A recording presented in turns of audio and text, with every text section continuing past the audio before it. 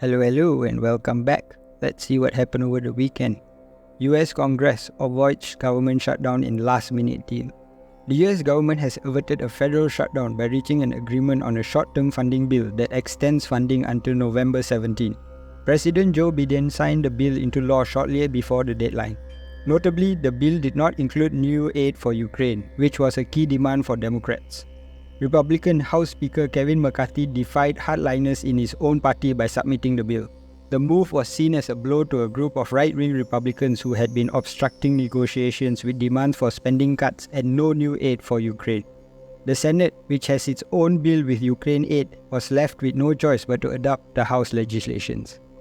Well, it's a good thing that the government managed to avert a shutdown, but let's see whether this infighting keeps going and let's see how this plays out, considering next year is an election year. Next, India's monsoon rain hits 5-year low. India experienced its lowest monsoon rainfall since 2018 due to the El Nino weather pattern, resulting in August being the driest month in over a century. As reported by the state-run weather department, the monsoon supplied about 70% of India's required rainfall for agriculture and water resources. Insufficient monsoon rains may raise the cost of staple food like sugar, rice and vegetables, leading to higher overall food inflation. This could also lead to increased export restrictions on rice, wheat and sugar. Despite a varied monsoon season, India expects normal rainfall from October to December with above average temperatures in October.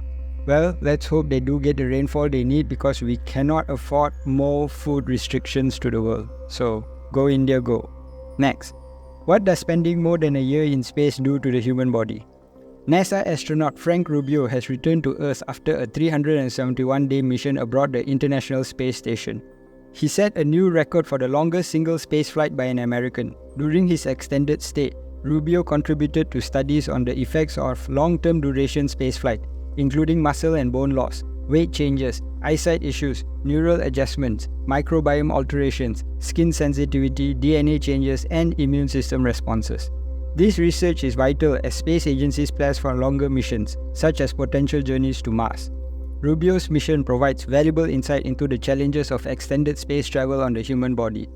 There are many dangers if you want to travel in space, not to mention the radiation that's coming without the protection of Earth's magnetosphere. So, let's hope we gain more understanding, and thank you Frank Rubio for your contribution. Scientists say finding alien life is only a matter of time. Astronomers are shifting from asking, is there life beyond Earth, to when we will discover it, with optimism for near-future discoveries. NASA's James Webb Space Telescope recently hinted at potential extraterrestrial life on a distant planet K2-18b within the habitable Goldilocks zone. The telescopes like the Habitable World Observatory, Extremely Large Telescope and SETI Search are advancing the quest. Icy moons of Jupiter and Saturn like Europa and Titan are promising targets, along with Mars, which may hold ancient microfossils.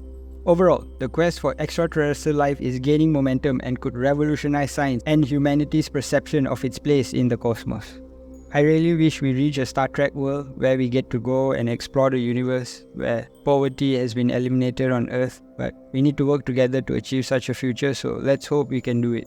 Our last news of the day. The SEC initiates legal action against FTX auditors. The United States Security and Exchange Commission, the SEC, has filed legal proceedings against Prager Metis, an accounting firm that provided services to the cryptocurrency exchange FTX before its bankruptcy in 2022. The SEC alleged that Prager Metis committed hundreds of violations related to auditors' independence by offering auditing services to clients while simultaneously providing accounting services, violating rules meant to prevent conflicts of interest. These violations occurred over a nearly 3-year period.